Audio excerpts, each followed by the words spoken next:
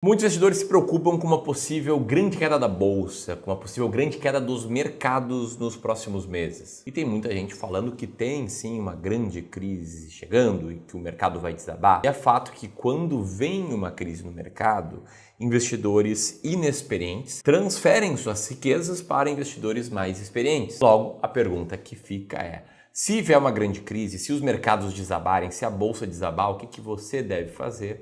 Enfim, nesse vídeo eu vou te ajudar a responder essa pergunta. E se você sair daqui se sentindo mais preparado para investir melhor, então deixa o dedo no like, porque eu quero aqui te mostrar sobre qual previsão é essa de crise, o que costuma acontecer com a bolsa nas crises, o que fazer agora, qual o melhor caminho e também o que fazer quando o mercado despencar.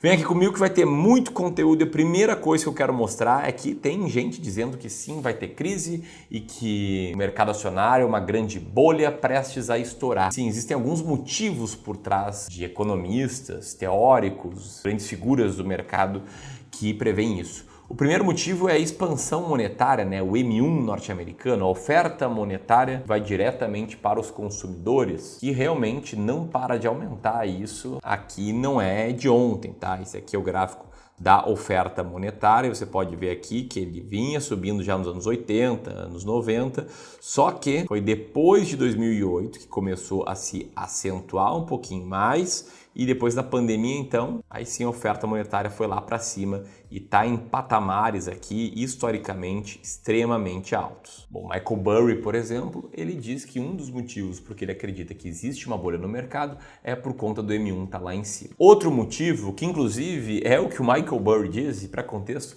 Burry é aquele cara que ficou muito famoso ao prever a crise de 2008, ele ganhou muito dinheiro com isso, muita fama, foi retratado no filme The Big Short, que é um filme muito bom sobre o mercado financeiro e que desde então já previu uma série de crises que não se concretizaram. Mas ele tem um argumento aqui de que os preços relacionados à inteligência artificial são irreais, num paralelo aí com a bolha.com, que foi a bolha do início dos anos 2000, das empresas de tecnologia, daquelas empresas que eram ligadas à internet, que para contexto, a internet surgiu e se popularizou ali no final dos anos 90 e começou a surgir um monte de empresa que prometia mundos e fundos através da internet. Algumas dessas empresas mudaram o mundo de fato, como por exemplo a Amazon, como por exemplo o Google, mas várias outras eram uma grande casca vendida a preços exorbitantes. Os valuations super inflados estourou no ano de 2000 e muitos investidores entusiastas dessa tecnologia perderam muito dinheiro. E qual o paralelo aqui com a era da IA? A gente está vendo uma nova tecnologia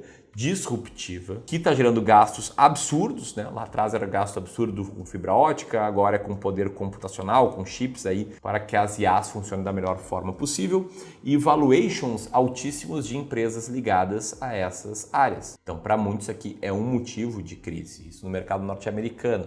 E outro motivo é que o indicador Buffett, que é basicamente tu medir capitalização total de mercado dividida pelo PIB nos Estados Unidos, está lá em cima. Esse aqui é o indicador Buffett. E a lógica do Buffett diz que quando ele está acima de 100%, o mercado está caro. Ele esteve bem acima de 100% ali na bolha.com. Depois, ele tanto no pré quanto no pós-pandemia, ele também ficou bem acima de 100% e agora está em 223%. E qual é a lógica aqui que o Buffett tinha quando ele trouxe que ele usa esse indicador para entender se a bolsa está cara? Se a gente tem o total do valor de mercado das ações na bolsa maior do que o PIB, é um sinal de que ela está muito cara. Ela tem um contraponto aqui, o indicador Buffett, é que atualmente, no mundo do jeito que ele é hoje, tem muitas empresas nos Estados Unidos, na bolsa de lá, que vendem para o mundo inteiro. Por exemplo, aqui agora há pouco estava usando o Gemini. Gemini é a IA do Google, que é uma empresa listada na bolsa norte-americana. Na época que o Buffett trouxe aqui essa ideia desse indicador, o mundo não era assim tão globalizado, não do jeito que ele é hoje. De qualquer forma, a interpretação é essa, acima de 100%, é que o mercado está sobrevalorizado, que pode estar numa bolha. E por fim, aqui olhando para o nosso Brasil, a gente tem uma volatilidade muito grande em relação à política, em especial para 2026, e também uma bomba fiscal que está sendo plantada pelo governo atual. Não preciso ir muito longe para mostrar que, apesar da arrecadação recorde, com impostos cada vez mais altos e o governo arrecadando cada vez mais, o governo está gastando muito mais do que arrecada. A arrecadação é recorde atrás de recorde, tá? Em novembro bateu 226 bilhões, e a desse ano está em 2,7 trilhões. Mas os gastos crescem num ritmo quase que o dobro da receita. E por várias vezes o governo atual deu claros sinais de que não respeita o arcabouço fiscal, a regra criada para conter os gastos do governo. Isso aí acaba com a confiança, isso aí praticamente obriga com que o Banco Central mantenha a taxa de juros lá em cima, em 15%. Inclusive o presidente do Banco Central, Galípolo, foi indicado pelo próprio presidente da República e está se mostrando independente. Ele está mantendo a taxa lá em cima, porque ele sabe que com o governo gastando tanto, se a taxa de juros não ficar lá em cima, a inflação vai comer solta e a inflação é a pior coisa que pode acontecer, em especial para o mais pobre. Então, a gente tem aqui alguns elementos no Brasil também para justificar uma potencial crise.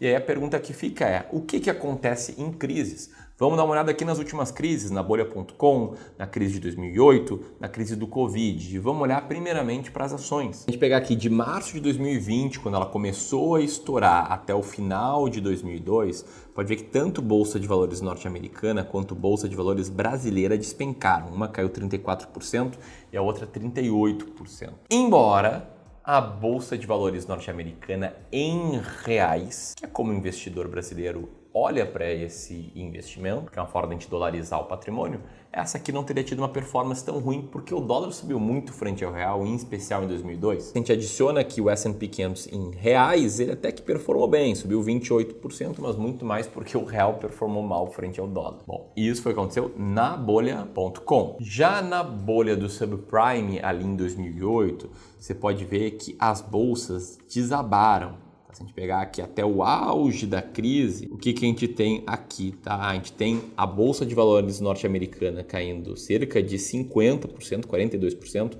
Bolsa brasileira caindo 35% e Bolsa norte-americana em reais caindo cerca de 15%. Por quê? Porque, mais uma vez, numa crise grande, o dólar se fortalece frente ao real e aí essa forma de enxergar a Bolsa norte-americana, ela aparece com uma queda um pouco menor. Aí se vier para a próxima bolha, a bolha do Covid, ali em março de 2020, o que aconteceu ali com os mercados? Eles simplesmente chegaram a cair 46% aqui Bolsa brasileira, 31% Bolsa norte-americana e bem menos do que isso, cerca de 13% Bolsa norte-americana em reais, de novo com o dólar subindo frente ao real. Então, em 3 grandes crashes aí dos últimos 25 anos, Bolsa brasileira e Bolsa norte-americana despencaram. Porém, o ponto é, não foi só a bolsa que caiu. Outras classes de ativos também caíram bastante. E aqui eu quero pegar um exemplo recente e olhar para o Tesouro IPCA+, com vencimento em 2045, e para o ETF, que olha para os títulos de renda fixa norte-americanos com prazo maior do que 20 anos. E aí você pode ver que ambos também caíram bastante aqui no Covid. O Tesouro IPCA+, chegou a cair 27%, e embora tenha crescido 21% ali o TLT em meio à crise do Covid, se a gente olha para esse ativo, só nos últimos 5 anos ele está caindo cerca de 50%. Ou seja, onde é que eu quero chegar com tudo isso? Qual o resumo aqui? O resumo é que diferentes classes de ativos também sofrem, inclusive classes de renda fixa, inclusive com ativos que são títulos públicos do governo federal, em que a chance de você tomar um calote é zero. Estou trazendo isso para te ajudar a tomar a melhor decisão possível, esperando um potencial crash do mercado. E essa decisão poderia ser interpretada por você como, olha, peraí, isso mostrou aqui alguns sinais de crise, tanto no exterior quanto no Brasil, por que não vender agora a bolsa? Por que não vender agora outros ativos? Eu quero trazer alguns fatos também para te dissuadir dessa ideia de, caso você seja investidor tolerante ao risco, você sair de ativos de risco nesse momento. Que fatos são esses? O primeiro, historicamente, nada rende mais do que bolsa. Aqui é um gráfico do livro Stocks for the Long Run, que pegou um prazo realmente longo, desde os anos 1800, e comprovou de que ações renderam 6,6% ao ano em dólar. Renderam muito mais, por exemplo, do que renda fixa, que rendeu 3,6% ao ano mais dólar, do que títulos de curto prazo do governo, que renderam 2,7% em dólar, e por aí vai. Ou seja, nesse longo prazo, ações performaram muito bem, apesar das crises. Segundo fato, o risco da tua carteira de investimentos ele é menor do que a média ponderada do risco dos ativos na sua carteira. Em outras palavras, quando você monta uma carteira que tem ações brasileiras e ações norte-americanas cotadas em reais, você vai estar reduzindo muito o seu risco como investidor e aumentando o potencial de retorno de longo prazo, apesar de crises. Isso aqui é o que a gente chama de estratégia bull bear. E esse aqui é um exemplo bem interessante. Uma carteira metade ações brasileiras, em vermelho, e metade ações norte-americanas, em amarelo, teria tido uma performance bem melhor do que uma carteira só ações norte-americanas, essa linha amarela, ou do que uma carteira só ações brasileiras, essa linha vermelha. Quer ver?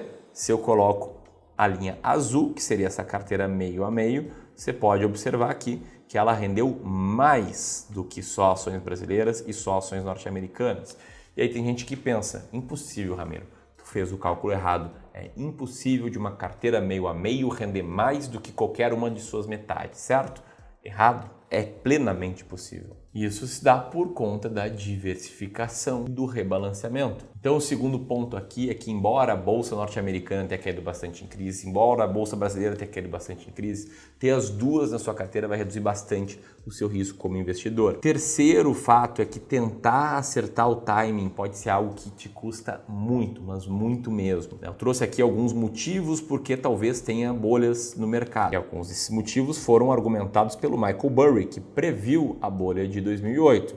Porém, o Michael Burry está desde 2015 falando que, olha, vai ter um crash daqui a alguns meses, olha, tudo vai derreter, olha, existe uma bolha nos ETFs, olha, vem mais um crash aqui, olha, vamos vender tudo. E, enfim, ele errou pra caramba. E se ele acertar agora, cara, mesmo se o mercado cair aí 50%, ele nem volta para um patamar onde ele já estava fazendo previsões de crise. Então já era, ele perdeu. Se ele não estava posicionado na bolsa, ele nunca vai recuperar o dinheiro perdido não estar lá. E o próprio Robert Kiyosaki, autor do livro Pai Rico, Pai Pobre, faz o mesmo. Tem várias previsões aqui de crise, e vai ter crise, e a bolha vai estourar, e venda tudo. E olha a alta aqui que ele perdeu da bolsa norte-americana por tentar prever a crise. Aqui são alguns exemplos para te mostrar que é muito caro tentar prever uma crise, tentar saber exatamente o momento de sair de bolsa antes que ela caia. E o quarto fator é que as classes de ativos mais rentáveis no longo prazo são justamente as que mais sofrem em crise. Então, existe um custo de oportunidade muito alto de tu estar fora dessas classes de ativos, prevendo que vai vir uma crise no mercado. Se tu perdesse os 10 melhores dias da bolsa, tu perderia 600% do seu retorno. Isso aqui é fato, tá? Se tu não perdesse nenhum dia, você teria tido um retorno de cerca de 2.600%. Isso nos últimos 20 e poucos anos. Perdendo os 10 melhores dias, teu retorno cai para 600. Né? Eu até errei. Você perde 2.000% de retorno. Perdeu os 40 melhores dias, o teu retorno vira um prejuízo de 20%. Então, estar de fora do mercado, se você tem tolerância ao risco para estar no mercado, te custa muito caro. Dito tudo isso, qual que é o maior caminho? Tá? O maior caminho é você avaliar o seu perfil de risco, o prazo dos seus objetivos financeiros e aí, dependendo da tua tolerância ao risco, se couber bolsa, seguir a estratégia Bull Bear. Estratégia metade ações brasileiras, metade ações norte-americanas na parte de ações da tua carteira, porque a correlação entre essas classes de ativos é nula, levemente negativa. Então, na média, quando Bolsa Brasil cai, Bolsa norte-americana sobe ou fica lateral, porque o dólar dispara. Quando Bolsa norte-americana cai, o Brasil tende a subir ou ficar lateralizado e tem um efeito estabilizador normal. Sem contar que isso aqui gera o rebalanceamento automático, que é você vender o que subiu muito, comprar o que caiu um pouco e acaba sendo melhor em todas as métricas do que investir só em Bolsa brasileira ou só em Bolsa norte-americana. E aí tu te livra de vários erros, né? Como ficar só com investimento nos Estados Unidos, como ignorar completamente a ideia de investir nos Estados Unidos, como não ter uma estratégia de alocação, que é quando você não sabe o percentual de cada classe de ativos na sua carteira, o percentual alvo, quando você só compra o que está em alta, o que está numa manchete, o que está sendo vendido nas massas, quando tu não faz o rebalanceamento, quando tu não tem um bom plano de investimentos, isso aí vai limitar a tua performance e também assim tu evita o erro de fazer o market timing, né? Aquela armadilha do tipo, olha, eu vou esperar vir o crash, daí eu compro bolsa. Não, eu vou esperar a bolsa subir um pouquinho mais, daí eu saio. Agora tá caro, agora tá barato. E aí, como eu te mostrei, quando tu perde os 10 melhores dias, teu retorno vai pro chão. Bom, dito isso, tá? Talvez nesse momento você já invista e nem tenha uma estratégia de alocação de ativos. Se for o caso, eu queria te convidar para fazer uma sessão de análise de carteira gratuita com alguém da nossa equipe, que vai entender como é que você está investindo, mostrar o que tá ruim, mostrar o que dá para melhorar, e construir um plano de investimentos para que você passe a investir melhor. Como você pode solicitar isso? Primeiro link na descrição. Aproveita aí esse início do ano e solicita uma sessão de análise de carteira. Não perca essa chance. Entra no ano com a tua carteira bem desenhadinha. E aí a pergunta que fica é o que fazer quando o mercado despencar? E a resposta é tão simples como compra o que tiver caído mais. É claro, faz isso com método, que nem a gente fez lá em 2020, quando no contexto todo mundo falava que bolsa era o grande investimento. Essa manchete aqui de dezembro de 2019 mostra a bolsa como o melhor investimento do ano. Bolsa tinha subido 39% em 16, 27% em 17, 15 em 18, 32% em 19. Investidores estavam botando 88 bilhões de reais na bolsa. Todo mundo queria comprar bolsa e na prática a gente estava vendendo um pouco. A gente vendeu cerca de 2 milhões de reais por mês em ações em fundos imobiliários no final de 2019 e início de 2020. Detalhe, aqui a gente gerenciava cerca de 150 milhões de patrimônio dos nossos clientes. Hoje a gente gerencia cerca de 6 bilhões, ou seja, cerca de 40 vezes mais. Se a gente estivesse vivendo essa situação de 2019 hoje, a gente estaria vendendo 80 milhões em bolsa por mês. Porque a gente sabia que vinha crash? Claro que não. Estava seguindo a estratégia de rebalanceamento. Mas aí veio o crash, veio o Covid. E aí todo mundo falava que, olha, o que fazer aí com a bolsa que não para de cair? Ah, vai com cautela, hein? O mercado está volátil. Ou ainda, olha, vai seguir volátil, os riscos aumentaram, parcimônia, hein? Olha, vai devagar, ninguém sabe qual é o fundo do poço. Olha, prudência, hein? Não precisa vender tudo, mas pode vender um pouco sim. Quando na prática a gente investiu mais de 11 milhões e meio na bolsa. Por que a gente fez isso? Porque a gente estava seguindo um método de alocação de ativos que consiste em 4 grandes passos. Primeiro, você analisa seu perfil de investidor. Você entende quanto de risco você tolera, qual é o seu objetivo de retorno. Segundo, tu desenha uma carteira feita sob medida para o teu perfil de investidor, para o teu nível de risco. Terceiro, tu escolhe ativos para montar essa carteira. Quarto, tu faz aí o rebalanceamento dela, como a gente faz aqui com os nossos clientes que tem uma carteira ideal. A gente olha para a carteira deles, compara com a carteira ideal e a gente compra aquelas classes que estão com peso inferior ao alvo.